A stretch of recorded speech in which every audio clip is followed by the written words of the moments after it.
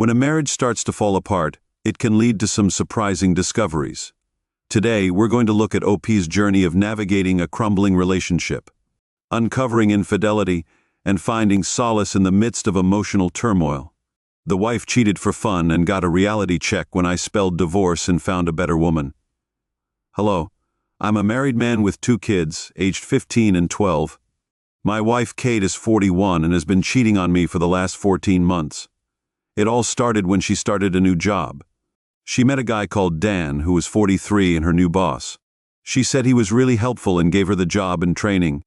I even met him a few times when I went to pick her up from work. He seemed like a good friend at first, but I soon realized that there was more to it. The office she used to have lunch with him was normal, but after a while she often had dinner with him. She would say things like, "We're working late," or "I was hungry, so we grabbed something on the way." Sometimes it was because there was a new pizza place near the office, and everyone headed there. I couldn't miss the team dinner or team meeting, so Dan was always there. I was getting pretty annoyed, as were my kids. We used to wait for her at the dinner table, only to be told that she'd eaten outside. We tried everything to change her habits. We confronted her, complained to her, and even gave her the cold shoulder, but she didn't care until then.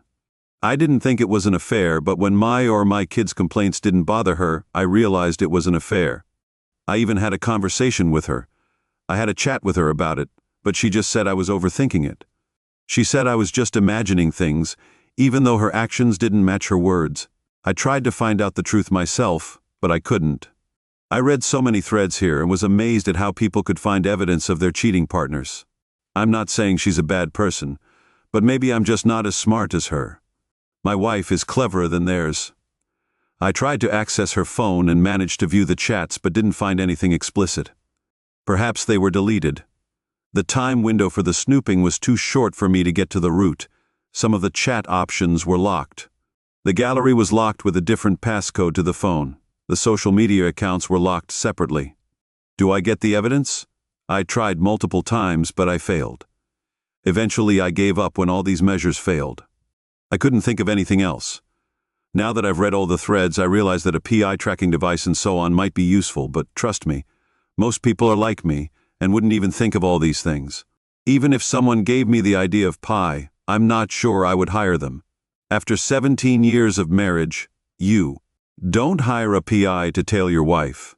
I tried to find out, but I just gave up. I moved on with my life and my kids and friends. I'm sure she noticed my attitude change, but she didn't say anything, so I guess she was fine with it. I started spending more time outside when she was home, not just at night but also on weekends. Now it's like we're just co-parenting. My kids have been noticing all this for about a month now. They've started asking me if we're getting divorced. I've been dodging those questions or giving diplomatic answers, but yesterday they pestered me so hard that I gave in. I told them they're loved and cared for no matter what happens between their mom and me. My youngest was quick to say that if they had to, he said he'd choose me. I hugged him and realized it was time for me to make a decision. I'm stalling because I'm scared of the consequences. I know my wife is cheating on me. Instead of leaving her, I'm also getting distant from her. There's another angle to this. I haven't brought this up here because I've already discussed it a lot. Let me get to the point. Around 2 or 3 weeks ago, I met an old friend from college, Veronica, who is 42, and was living in Tokyo after her marriage. A couple of years ago, her husband died in a tragic accident, so she returned to the US. She's now back to teaching. I have a bit of a history with her. We were more than friends, we were unofficially together back then. We were seen together a lot and touched each other in a way that wasn't sexual, but with subtle hugs and shoulder touches. You know how teenagers are. We eventually moved on after college. I was a bit shy back then and never asked her out. She was also too focused on her master's degree. When I saw her at Subway, I felt like I'd seen a ghost. But when I approached her and spoke to her, it didn't feel like we'd not been in touch for so long. The conversation was really natural and easy. She was returning home after work and I was also. I asked her if we could catch up over coffee. She said yes, and then told me about her fate. She had no children and had suffered 2 miscarriages. I felt sorry for her, but she wasn't sorry for herself. She was strong and resilient despite losing everything. We exchanged numbers, and have been in touch ever since. We met up a few times and she asked me why I was still in my marriage. She believes in accepting things and moving on. She's been a great support to me, and I think she's given me a new perspective. This is why I was able to tell my children about our probable separation. I'm still not sure what to do. Sometimes I feel like I'm also cheating on my wife emotionally. Ever since I found out she was cheating, I knew my relationship had been damaged. It was damaged and there was no going back, but I didn't initiate the separation process. Now, if I do it, Kate is going to blame Veronica for all these things, which I don't want. I'd appreciate any advice on this. Let's move on to the update. Update, thanks for all the comments. I know I took a while to update. There was just too much going on. I'll get to it one by one. After my post, I spent some time thinking and realized that the sooner I get over it, it was late, but not that late, and it couldn't be fixed. So one night when my kids were heading to their friend's place for a sleepover, I decided to sort this out with Kate after dropping my kids off. I came home and Kate was in the bedroom.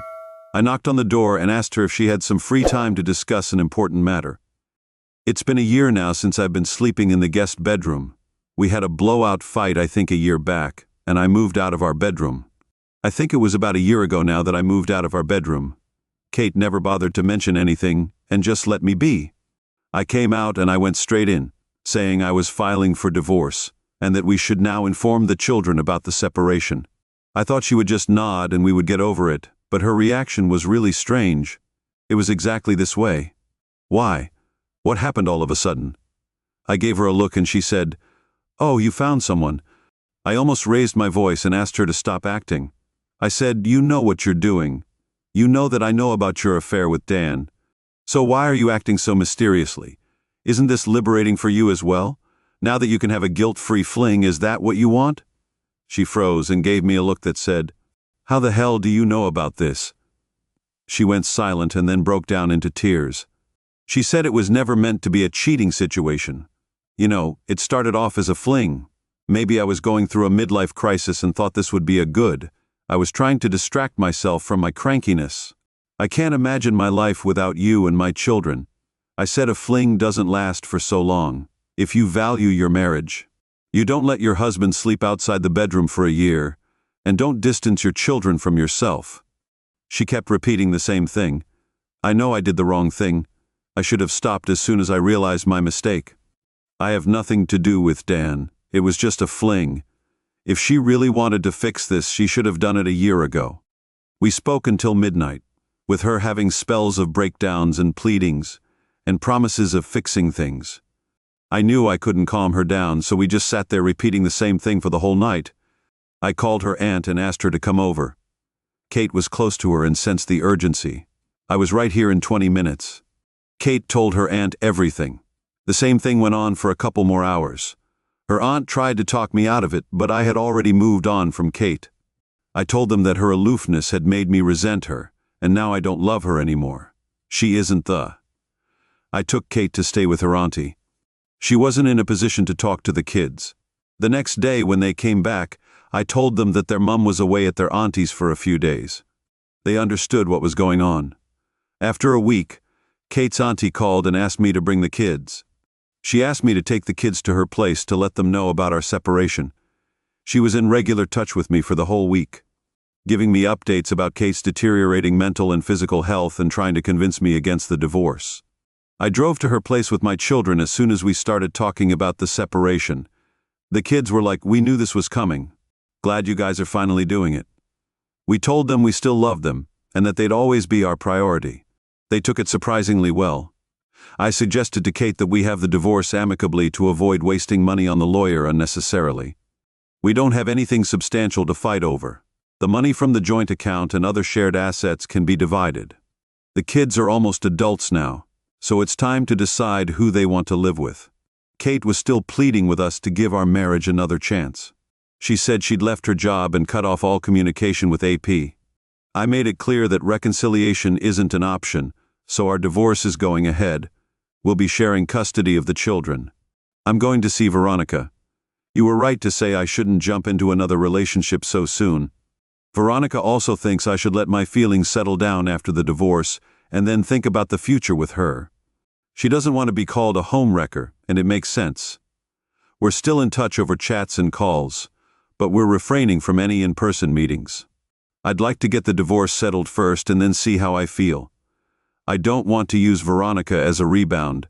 As for my children, they're still living with me, while Kate is staying with her aunt for now. She's still having a hard time.